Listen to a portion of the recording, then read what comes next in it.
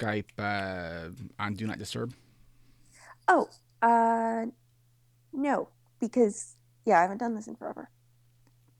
Your status is Is there a not. face on your shirt? Yes, there is.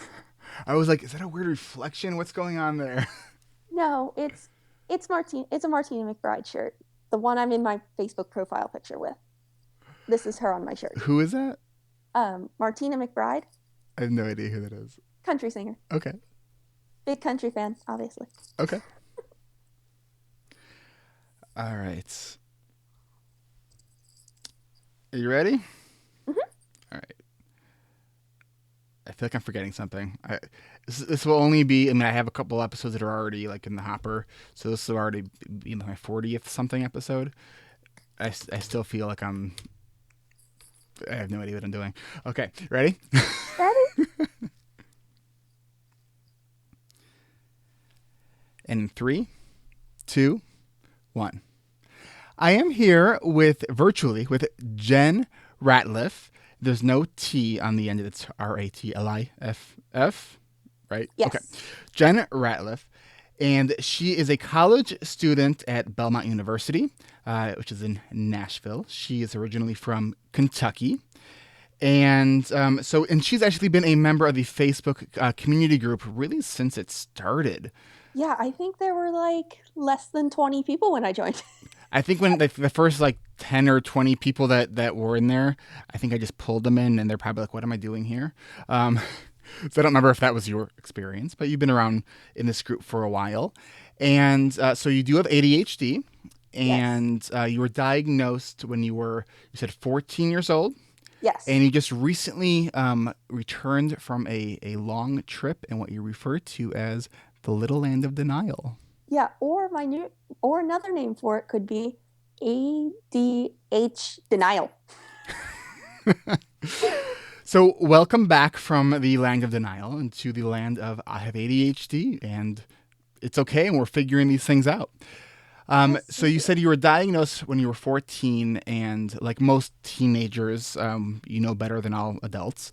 You shared Yes. with me that when you went to see that psychologist, you were pretty convinced that that psychologist didn't know anything, and that you were right and he was wrong, or she was wrong. So take us there a little bit first. Well, first tell us a little bit about who you are, in addition to what I had just kind of set up. So you're college students. Tell us maybe what you're studying, and then we'll kind of go back to where you started. Okay. I am studying music business, which is, well, the degree I'd technically be awarded at graduation is a degree in business administration. But I get like a few extra classes to learn about specifically the music business Mm-hmm. and working in that kind of realm.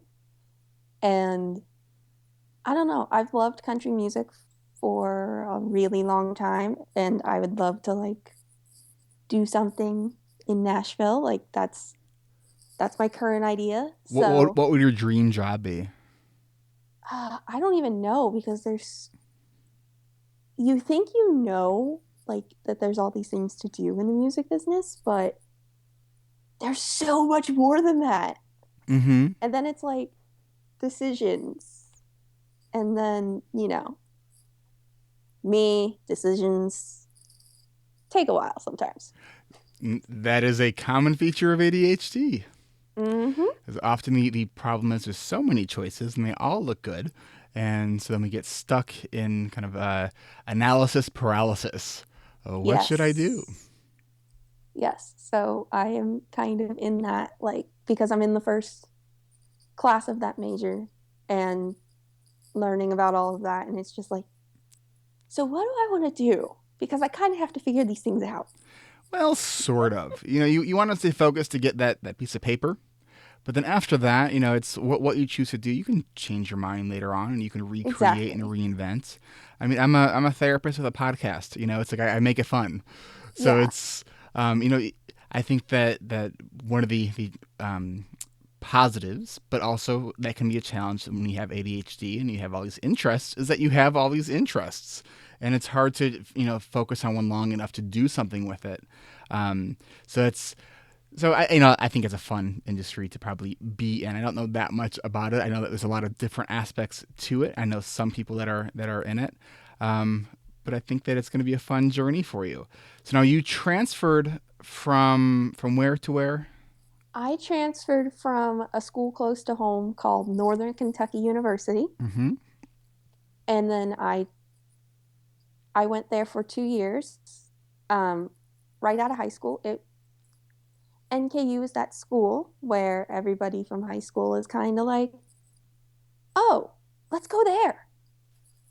Okay, so it So was like you kind of brought your childhood with you. partially because I Okay, did I did only go to public school for the 4 years of high school. okay, Before that, I went to Catholic school. So and how was that for you? Catholic school was different. Yeah, it was different, and there were things that happened throughout that experience where it's like, seriously? Do you want to share any of those, or should we move on? Uh, well, I had a crazy kindergarten teacher that sent me to the assistant principal's office because I accidentally knocked over pencils. Well, why'd you do that? I have no idea. Shame But on you. but she like took me by the arm and like took me upstairs. And then that assistant principal would later be my seventh grade English teacher. Was that a good thing or no? I don't think she remembered. So good thing. Okay, okay. So you said around 14 is when you first got that diagnosis of Yes. ADHD. What was going on at that time that your parents brought you to get in to see somebody to and get that diagnosis? Well, my parents at that point were separating. Okay. And like, eventually they would be divorced once the whole legal process like worked its so-called magic. Okay. And Is that still hard for you? not really, because I can see now that I'm older like how much better it is.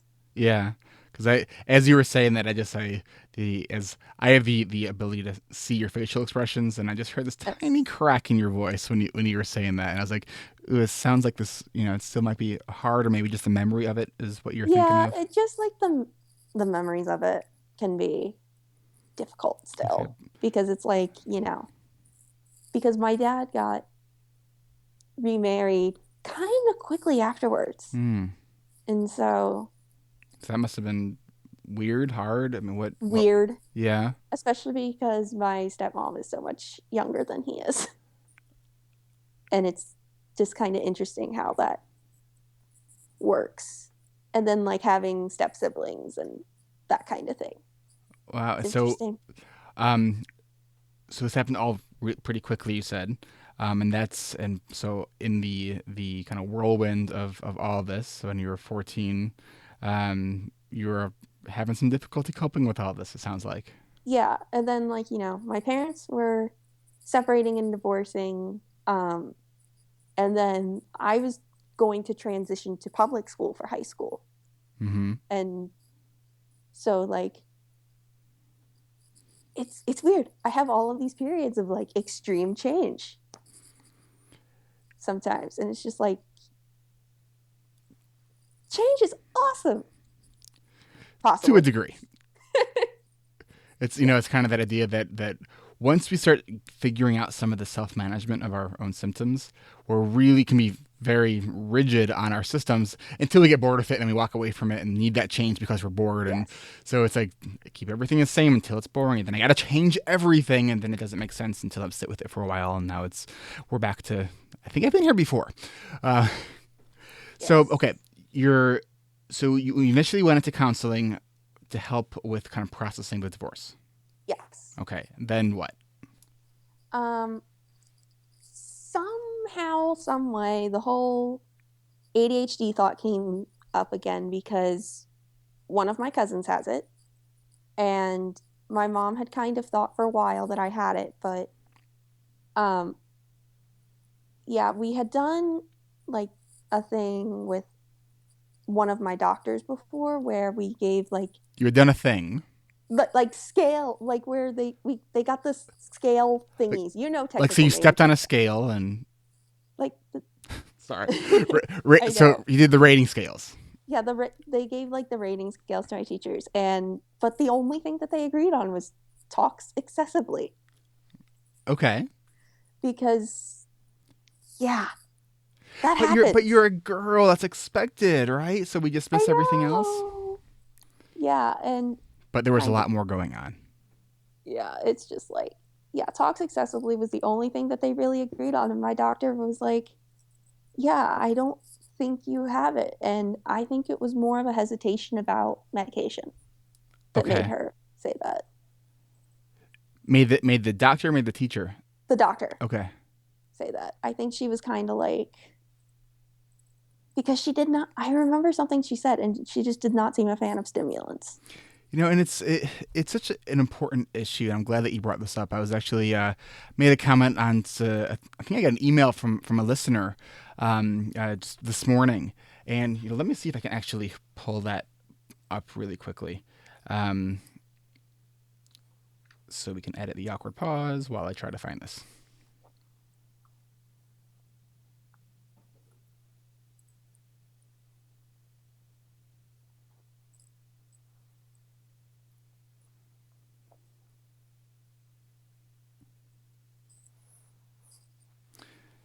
So I got this email this morning, and from someone that contacted me through my website, who listens to the podcast. First name is Beverly, and the subject of this email is adult ADD meds. Her son is, and I'm going to leave some of the information out. Her son is in a volunteer organization in Texas, and out of the and he just ran out of his Adderall, which was prescribed from the college doctor.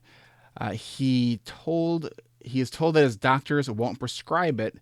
Maybe a psychiatrist, but no appointments for 3 months, and they probably don't take health insurance from the volunteer organization that I'm remaining nameless.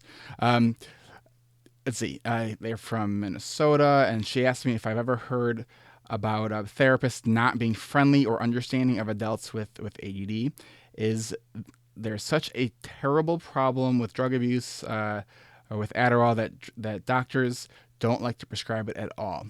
And I responded to her saying that unfortunately this actually is a very common problem, It is. and that it's an issue that I think is not getting enough coverage. People love to talk about how the people who are abusing the medication, but Exactly. they're not talking about the people who actually need it and have to jump through hoops that are like on fire and they're moving, Yes. and it's so I haven't really figured out the best way to really draw attention to the story, but every time it makes my skin boil. I have Oh cert- yes, I've seen you in the group. You've so, just been like, seriously? Because that I can't remember who it was, but they posted about the Tennessee laws, and I was like, what? right. We have to. Wasn't that like you have to like pee in a cup every month or something like Yeah, that, yeah. Oh, and fill out like counting her reams of pills. paperwork? Counting her pills. That too. Um, yeah, and like that made me mad because I'm like, I should not permanently move here if the laws are like that. Right. So we bring this up because you were saying that your doctor wasn't really comfortable with prescribing the medication. Yeah, my So doctor at that point was apparently not. Yeah, I've had like I had a doctor after her, another doctor after her, and now my current doctor. Like and the doctor you have now, is he or she comfortable with she's prescribing? cool with it. Yeah, she's just like she's not happy with some of the side effects that I'm having with the one I take right now, Can you but share this with us? um yeah, it's mostly the appetite and weight loss kind Okay, of that's deals. that is a common side effect. Yeah. Because you had And mentioned in our I'm going to try to talk now. You had mentioned in our previous conversation that you'd lost some significant amount of weight, and you're not a big person to begin with. no, I'm not. Somewhat Yeah. dainty. Yeah, I'm like yeah, people call me tiny sometimes.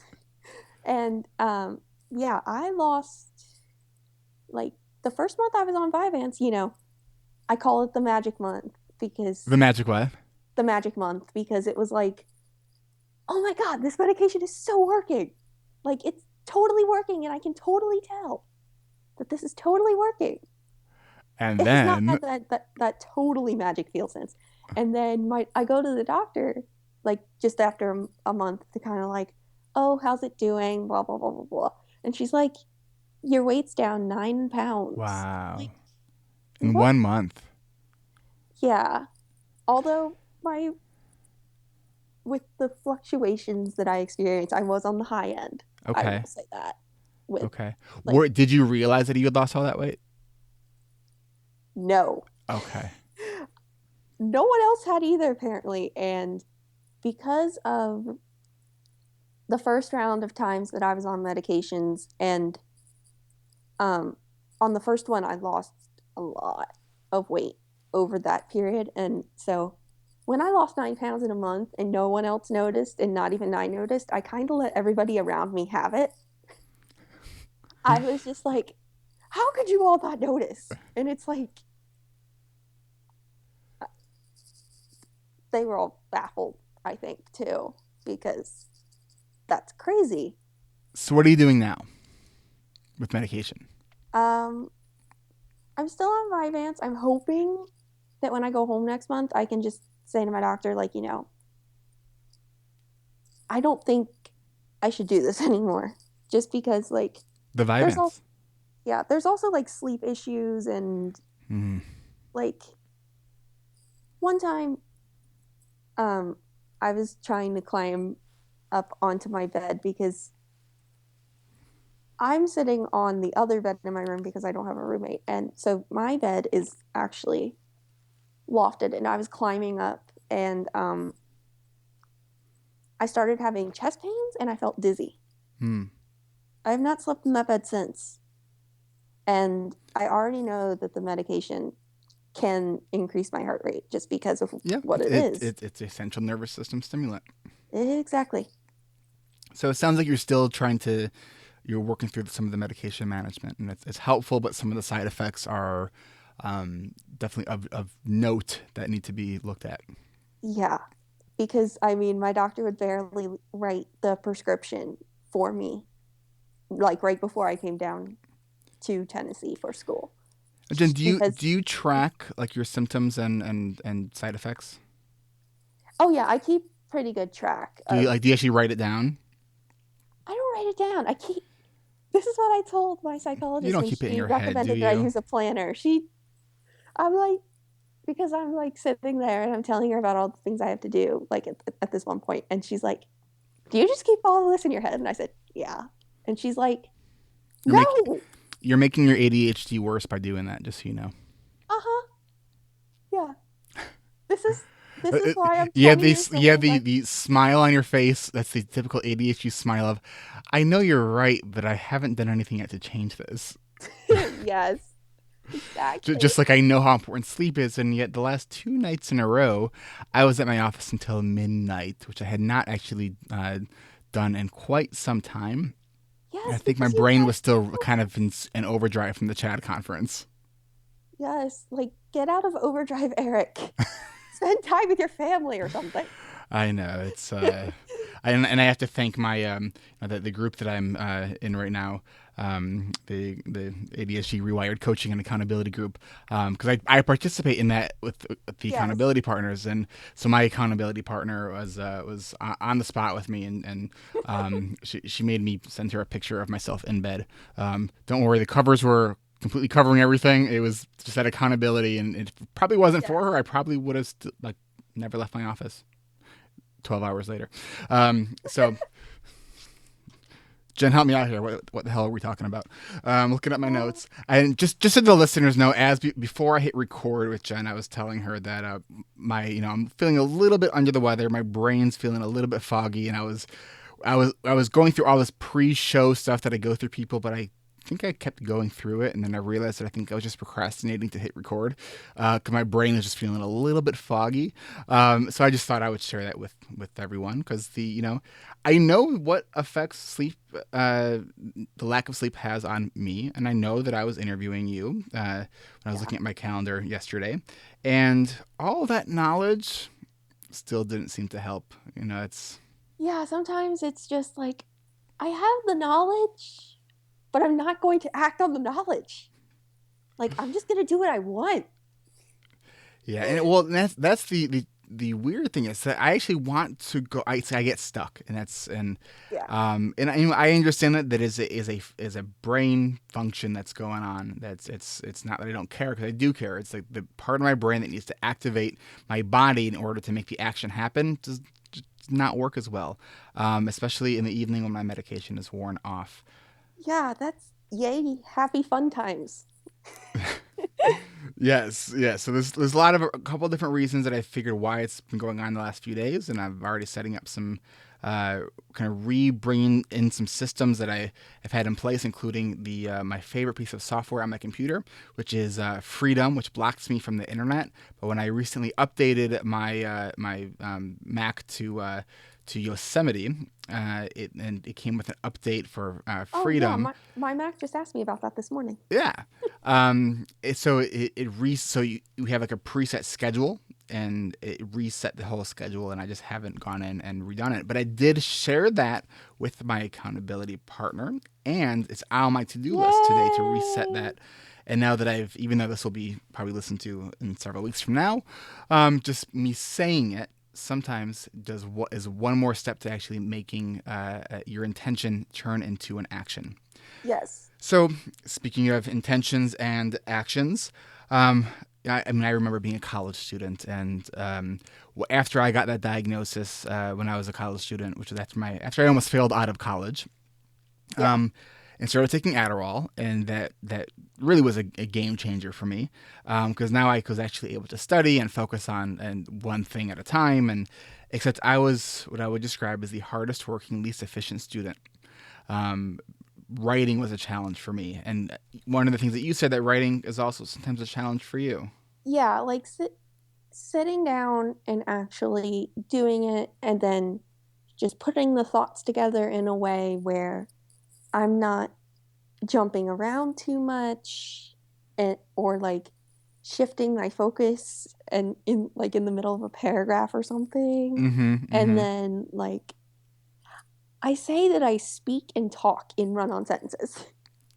I also And do that. like I speak and I write in run-on sentences sometimes. And it's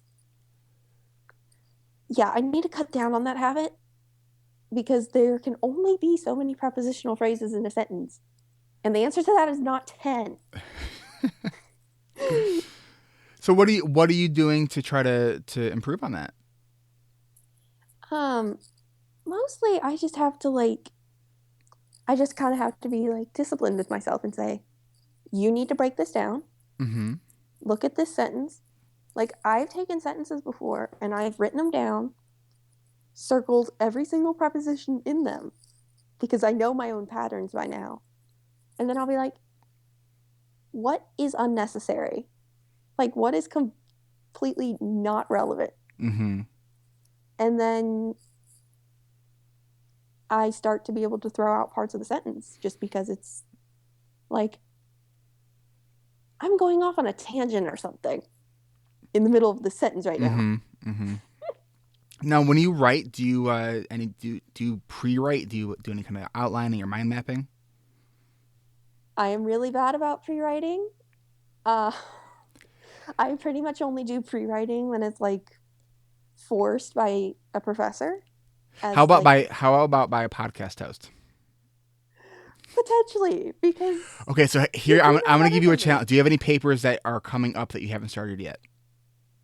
Um, Short ones, but yes. Okay, I am going to challenge you to spend a good amount of time on the pre-writing process, whether that's a mind map or an outline, however you do best with that. One of the things that, because the mind mapping or outlining process gives you that ability to piece together your thoughts, and now you have a structure on how to piece together your paragraphs. It's the paragraphs that get a lot of extra fluff in it, and the natural kind of inclination of pre-writing, of mind mapping or outlining, is it's kind of a fluff-free zone. You just put the key pieces of Yes. information, and truly that's what you're going to use to kind of glue together your ideas, I found that one for me, because I used to do this too. I would have this huge run on things and 3 pages of a tangent. Then I have to go back and look at what was my topic sentence, because those last 3 pages had nothing to do with what my topic sentence is. And so I found that by doing the planning process, when you spend that time to plan, you're going to get to save time later that you spent doing the planning. So can I ask you to maybe share with us what the next assignment that you're going to do, and then maybe post in the Facebook community group your pre-writing and then your post-writing? Yes. Okay. I don't know which assignment I will start on first because they And are just so you both. know, she's looking up in her head because that's where all of her key information is being held. Oh Yes, dear, Jen. they're they're both.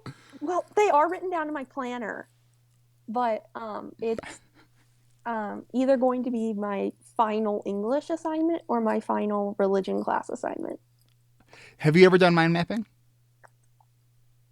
No, even though you posted about it maybe 100 times.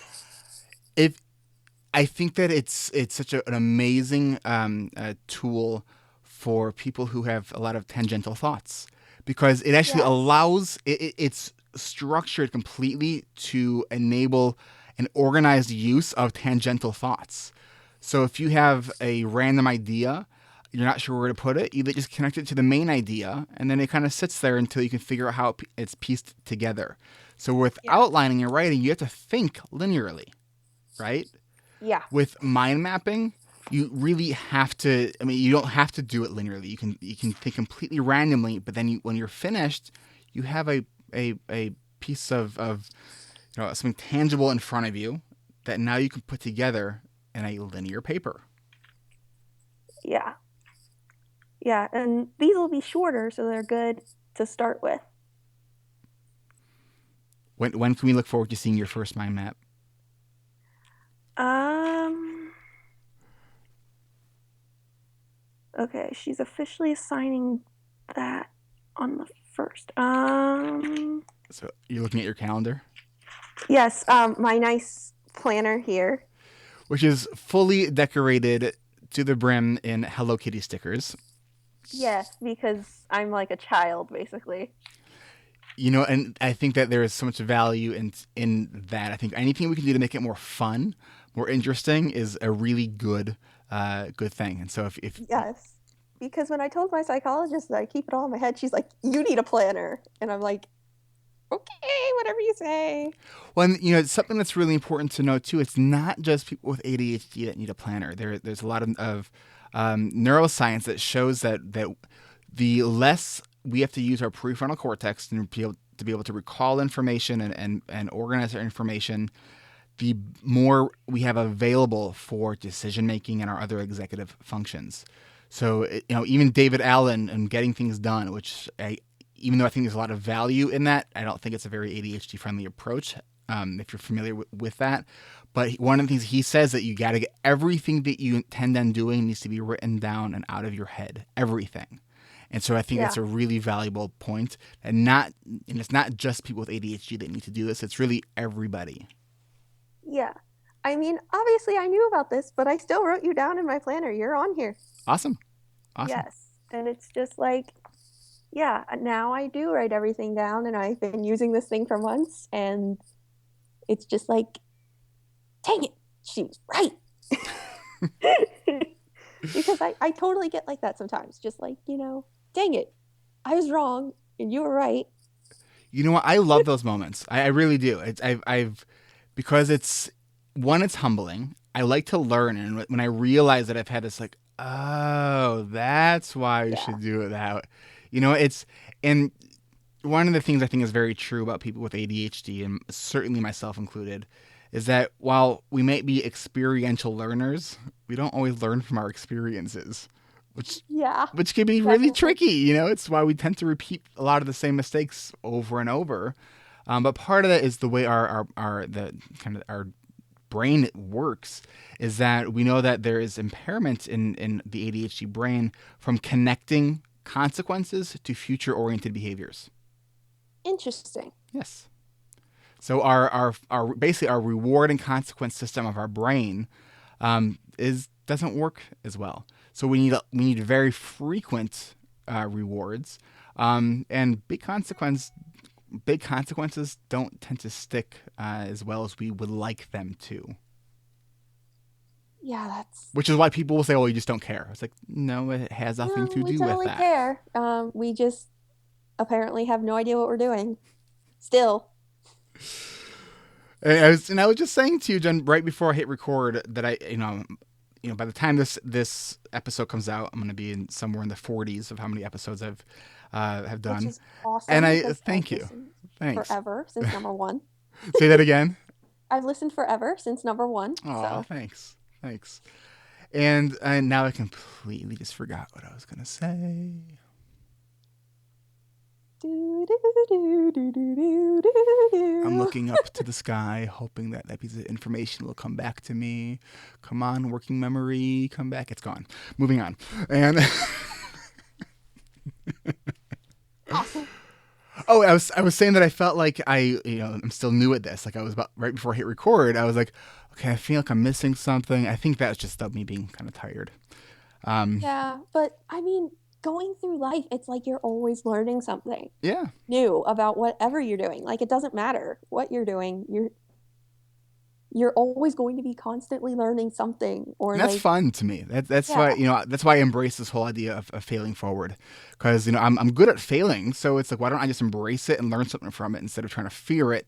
Because when you fear the failure, it prevents you from moving forward. So Oh for yeah. so I should like figure out a way to tag the episodes that I've done, or I'm definitely have not had enough sleep versus the ones that I have, and just listen and see the differences between the two. Yes, that would be an interesting self-study. Maybe I can have like a grad student contact me and study it that way. Um, I'd be glad to contribute to research. So okay, where are we going from here? Here would probably be a really good time since we were having some fun. Tell me some of the things you like to do for fun. You said you like to read, Yes, I which I thought do. was really interesting because a lot of people with ADHD don't like to read. Have you always enjoyed reading? Yeah, I really have enjoyed reading. I actually, this is a really interesting fact about me, and you're gonna just be like, "What?" I actually read before I talked. Like I Please started, tell us about that.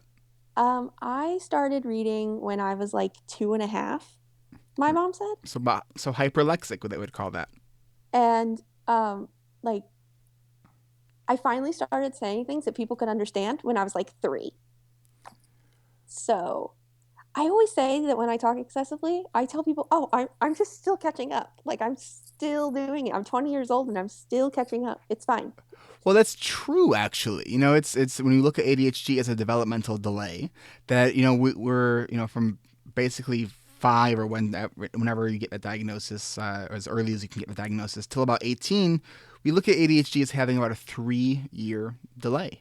The frontal cortex of the brain, including some other areas as well, truly does have about a 3-year maturation delay, but it does keep catching up. So your perception of that is actually very accurate, and it's very aligned with what we understand from the science of studying ADHD. Interesting. Yeah. And then like through elementary school, I had like the best librarian ever for like 5 years of elementary school. And like she always kept me engaged with it and um yeah, I read like crazy and then like the standardized test stuff, like I'd actually do good with the reading stuff. Math stuff is a different story. How A bad was very, it? oh God. I don't even know. I don't even know how bad it was. I just know it was really bad and I really hated math class. And once I actually got in trouble for reading during math class.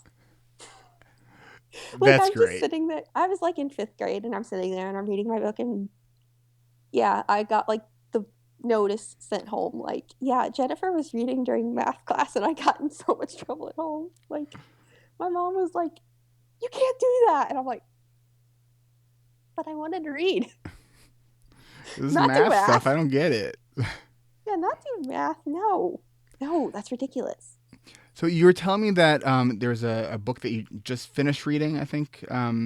Yeah, I've read it like more than once and it's just a favorite. And that book is? It's called If I Stay, and it was just a movie. Mm-hmm. So I don't know, people might have seen like previews for it or whatever. And so should I go into like what it's about, I guess? Sure, give the brief synopsis of it. Okay. Everybody So dies at the end. No, I'm just kidding. Okay, go ahead. Sorry. so this so this girl Mia, she and her family are in a car accident because it was like a snow day and they were just gonna go like visit friends or whatever. And so yeah, they end up in this car accident. And um I don't want to like spoil it really badly, but she ends up in a coma. Like it's not a pleasant. It's not just like a little fender bender or like anything like that. And she kind of has to decide if she wants to like stay in the world or she wants to like die, I guess. I don't really know like how else to describe it other than that. But she has to kind of Will decide, do she I want to stick? live or will she die? If you want to find out, I know you can go to audibletrial.com and get a free download of this book because you did say that you found it on Audible. Yes, I had to search through forever because I literally have a list of like 10 books and I had to narrow it down and it was like the worst thing ever. Well, maybe you could share some of your favorite recommendations in the ADHD reWired Facebook group, because I know that there are other people who are interested in reading things other than about ADHD and personal growth. Sometimes it's just nice to read a story. So I'm Yes. going to take a quick break and thank our sponsor and share everyone with everybody just a little message about the upcoming coaching group, and we'll be right back. And we are back. So you also had mentioned that when you're looking through Audible, you found another one that was called The Impossible Knife. What was it called? The Impossible Knife of Memory. The And to me, that sounds really interesting. Yeah, Memory, and but you said the it was all 9 hours, and you didn't want to torture, the I listeners. didn't want to torture anyone, no, because I thought a 9-hour audiobook for a group of people with ADHD, that would be unless they got really gripped by the story like I did when I read the book. I don't know how that would turn out. Yeah, They'd just be sitting there like, this is torture. I think the last really really good audiobook that I that was in the fiction. I think it's I don't know if it's a true story. The Kite Runner, is that fiction or nonfiction? I think that's fiction, but I've never read it. My sister has, but I I've never listened read to it. it. It was amazing. Yeah, there's so many good books on Audible. I was like, oh, And the reader makes all the difference. And you can listen. You can preview the reader when you're going through it. yes, I did that too. And some of my, I was able to take some off the list because I'm like, I personally do not like the sound of this reader. Yeah, Like absolutely. That's it. I was like, I'm getting picky here, I feel like, but So we got a finely hand picked recommendation from a member of the tribe. So thank you for doing that. We appreciate that. not a problem. Okay, so we are getting towards the end ish of our only on an ADHD podcast do you describe time as end ish. Um, we're getting towards the end of this episode. I'm trying to think out what are some of the things that I have not asked you about that I wanted to ask you about. Oh yeah, you had mentioned that regarding accommodations at college, that you've had a hard time kind of getting some of them, and some of the issues you've had with some of your professors in regards to securing your accommodations. Will you talk a little bit about that? Yeah, accommodations are complicated because I get extended time on tests, but on certain days, my classes are sandwiched like together, like they're all right in a row consecutively. Okay. And I can't miss part of like if I took extended time with the class in the middle, Uh-huh.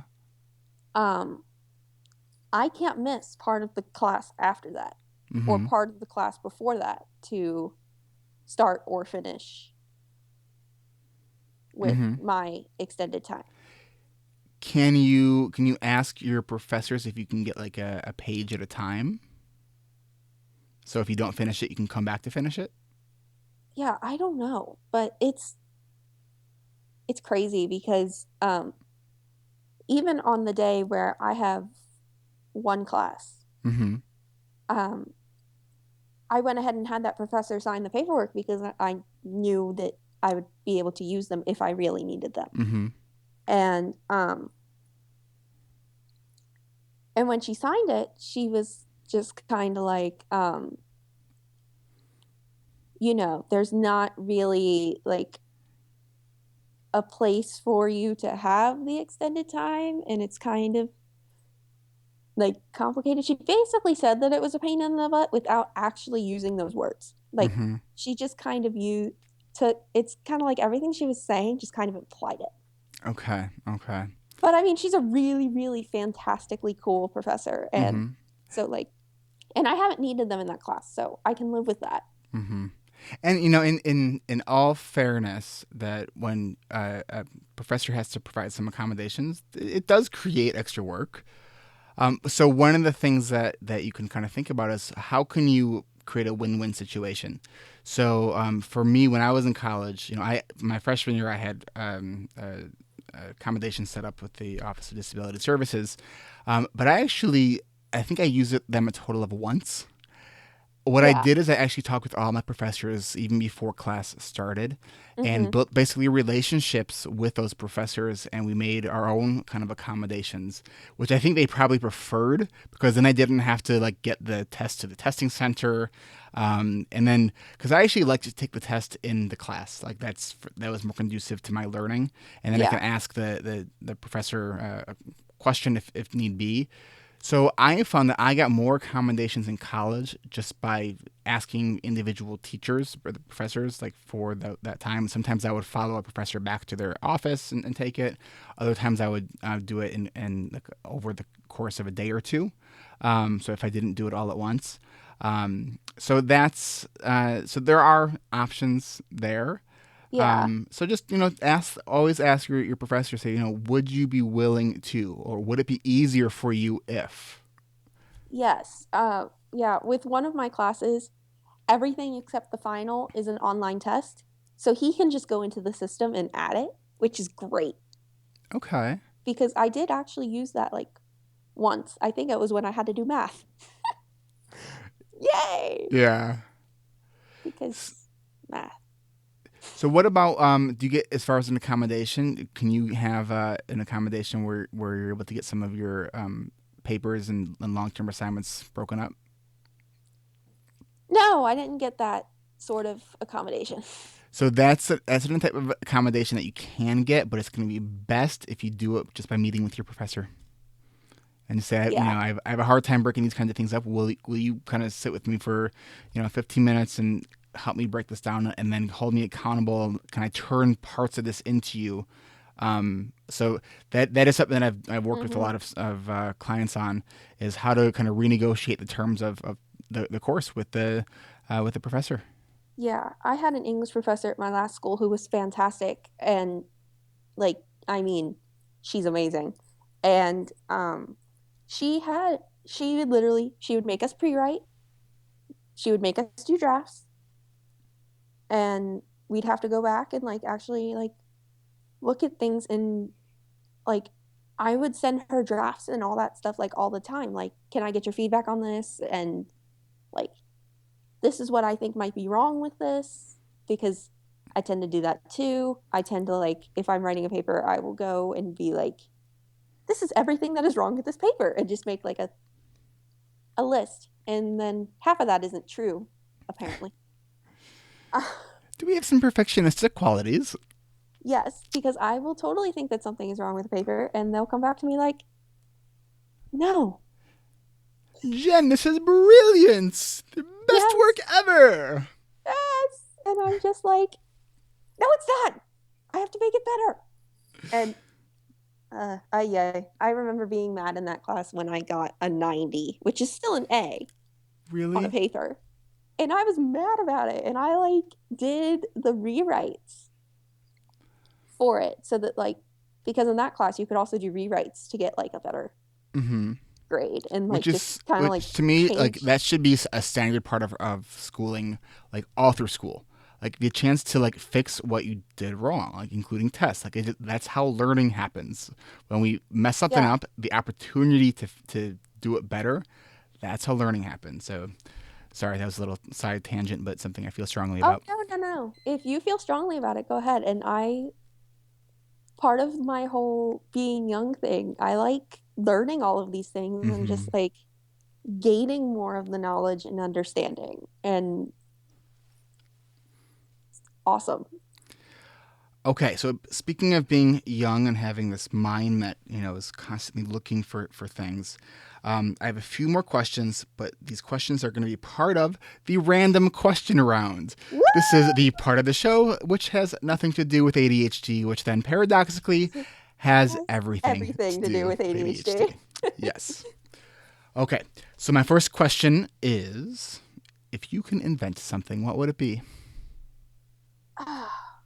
I've always struggled with this question. Maybe something that would magically give me more vanilla Coke. Like that'd be nice. Instead of like having to go to the store and buy it and all that. Just like wave some kind of like wand and my favorite beverage just appears in front of me. So I've had a similar idea to that, and that is so at a restaurant that how they have like all the soda lines that go into the soda fountain, but it's so usually the boxes with the syrup and everything are in the back, and then but Yes. having that channel through every table, and so you can just get your own refills right there at the table. Brilliant. I think it's fantastic, but it's funny. I don't really drink soda anymore. Oh, see, So I drink tons. It's bad. okay, next question, which I actually haven't thought of yet, is you are about to walk into your. Do you live in a dorm? Yes. Okay. So you walk into a dorm and your hands are full, but you see a nice little old lady who's struggling to open the door, and you can tell that she needs help. You also see an attractive young man who is there maybe to do some maintenance work. And you see that he is about to spill over a can of paint, and you can tell he doesn't realize he's about to do it. How do you help the situation? Um, Here's what I'm thinking. I would probably have my backpack on. And so I would probably try to figure out a way to put the things in my hands in my backpack so that I could help with the door. And then because my voice is loud and I can yell, I would try to yell at the maintenance guy, like, you're about to spill the paint. There, I there's don't know. there was part of me that was thinking you were gonna say, "I'm just gonna take out my phone and start recording and watch this all happen." No, no. I am like, yeah, I'm somehow the person that people are like, "Hey, I'm not going to class. Can you turn in this assignment for me?" Sure. Yeah, I'm that person. Do they So, realize that you might forget to turn it in? no, because I don't. Okay. Like that's one thing that I'm like good at because like sometimes though that like them saying, "Can you turn this in for me?" reminds me that I have to do it myself. Okay. So you are going to be you're majoring in music business, Yes. and imagine for a moment that you are managing a successful band. What is the name of this band, and what is their number one song? Oh my gosh. So am I making up a band here? Yep. Okay.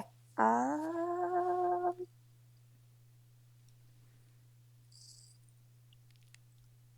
let's go with the band is called I don't even know. The Purple Penguins. Okay, the Purple Penguins. They just came out with their debut album with the hit song. I wish I lived in Antarctica. And would you mind singing a line from that song? Um, I can't really sing. Like, it's bad. That's okay. Um, You know, we're like almost 15 minutes in. No one's listening I anymore, don't know. anyways. Okay, so like, I wish I lived in Antarctica where all the penguins are. I wish I lived in Antarctica where all the penguins are. I don't know. Just they want to be around their own kind. I don't know. It's weird. Yeah, I'm thinking. I'm processing that. It has potential. Okay. What's the second hit on this album? Oh, maybe I should have gone to Africa instead because of African Blackfoot penguins. They actually live, like, in Africa where it's kind of warmish. I thought penguins like cold. Most of them do, but African Blackfoots are different. Like they can like there's an aquarium near home for me, and they like have a penguin parade, and they use the African Blackfoot Like ones a for real that. penguin parade? Like there's Yes, like actual like penguins going down the street on floats they don't and like I passing don't out know if they like candy? they don't go down on floats and pass out candy, but they like walk around in the morning and then like yeah, I love penguins. I'm obsessed. That's fantastic. If you had a pet penguin, what would its name be? I don't know. Um, I guess it would depend on the species. I guess I would have to have an African Blackfoot, and let's just say that their scientific name is donkey-like. Bless you. This is supposed to be a family show. Yeah, Wait, say it again. Donkey lick? it's supposed to be like it's jackass. That's what it is. I'm serious. Wait, say it again. The scientific name of an African Blackfoot penguin is jackass. That's the scientific name. That's the scientific name of it. How Yeah, is it spelled? like jackass. Like just as it sounds. Like Like it. like the name Jack connected to the word ass. Okay. It's science, all in the name of science. And I learned that as a sixth grader Oh in my a god, I Catholic remember. school. I don't even remember how old I was. I was probably like in second or third grade, being sent to the office when I was and when I went to Hebrew school, I think it was, and we would read a passage and it had the word ass in it. I could not contain myself. That was not fair to put me in that situation, and I would just it would get me in trouble. Yeah, I think even And in I think Catholic even to school, this day, if I was in that class, I would still get in trouble for laughing. yeah, because like I remember this kid like had it in his project, and he actually looked at our teacher before he would even say it, and like our teacher, she went ahead and like nodded her head, just like, okay, you can go ahead and say it. Which also reminds me of when I was in fifth grade and we were studying the planets. Now, when I was in college, and I took an astronomy class, which was completely fascinating. It was just it was every single class was just like, ooh, I loved it. It was great. I got to actually I got to actually control the planetarium. It was so cool. Wow. So my point to the story was, oh yeah, so our professor would refer to the planet as Uranus. Well, when I was in school, they did not call it Uranus; they called it No. Uranus. Yes. And as a fifth grade boy, that is the funniest thing ever. And I'm my sure and it my is. teacher knew that I would not be able to not laugh. And so when we were all assigned to like write something on the board about each planet, of course she gives me Uranus. Thanks, Miss Getz. You were still a pretty cool teacher. Oh, So we're going absolutely to random land at this point. It's not too far away from the little land of denial, but it's a lot more fun. yes, I love the randomness. That's probably one of my favorite things ever because I have all of these notes here and I didn't talk about like half of them, and it's just hilarious Well, to and I me. did tell you that tends to be how it goes. We all Yeah. prepare these notes and we usually don't use them. So I kind of use them for when I get just really lost. I'm like, where do I go next? So, but I do think that we covered most of what we said we would. Yeah. So, Jenn, I want to thank you for sharing your story with me and for hanging out with me on ADHD Rewired. Oh, you're Are there welcome. any last kind of parting words that you want to from the Ivy Leagues or Ivy Towers or wherever you are, whatever color it is, up in the university there in Nashville? Any final words you want to leave us with? Um, let's see here.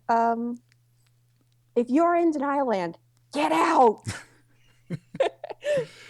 Let's go with that. Okay, that works. And why? Why should someone get out? Because I guess in a way, it's like you don't know what you're missing. You have no idea what you're missing. And in life, you should always get out of that space where you think you know better than everyone else. Brilliant. That's awesome. Listen to other people. Listen to other people. Sometimes they are actually right. They may make you take the most boring computer test of your life, but they're right. Jenn, you are wise beyond your years. Thank you. Well, thank you again. And you can talk to Jenn in the ADHD Rewired Facebook community. And just to remind everyone, you have to request to be in there. And please check your inbox because I do ask you some questions before I accept that request. Um, Yes, you go and to messages, you hit other if it has a little one next to it, and it's probably from Eric being like, "Are you a real person or a spam bot?"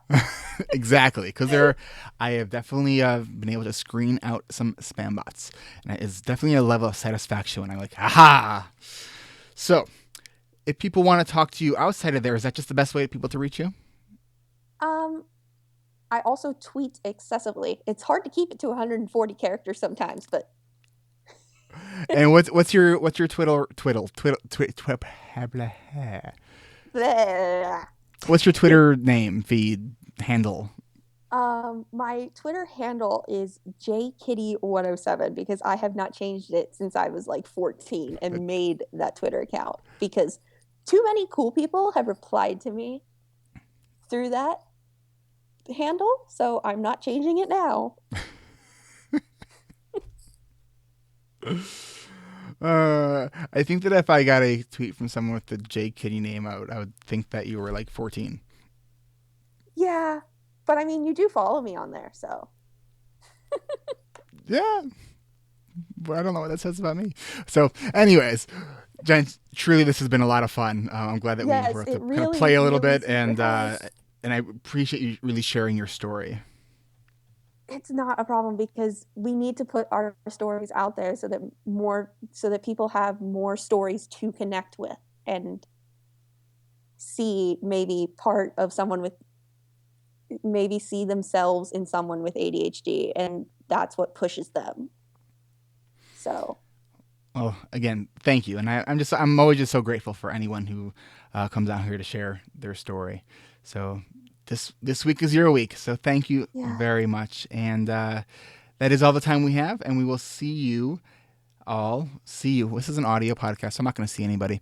We will talk to you all next week. Take care. That was great. That was awesome. Yes. Did you have fun? Yes, I had so much fun.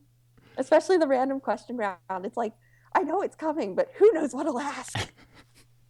Because that's why it's called the random question round. I love that you were like excited for the random question round. I'm like, yes, this is great. Yeah, because you could hear me. I knew the introduction by heart because it's like one of my favorite parts. And That is. not because it's toward the end, just because it's always fun. What questions do you wish I would ask on that? Um, Nothing really. It was just like, I don't know. I just thought it was more hilarious that I had all of these notes and I'm like, it's more like we got wrapped up in the conversation and like with the bits of journalism education I have, it's like I know that's always better. Like that makes things better. Mm-hmm.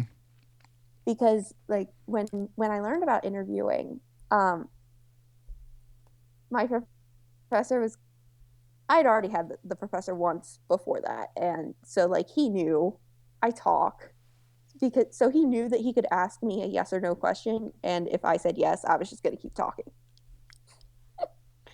And yeah, it's one of those things where it's like that always makes for a better interview, like when you go through the conversation and discover something and just kind of like go off from Mm-hmm. there. Yeah, it's my notes are plan B.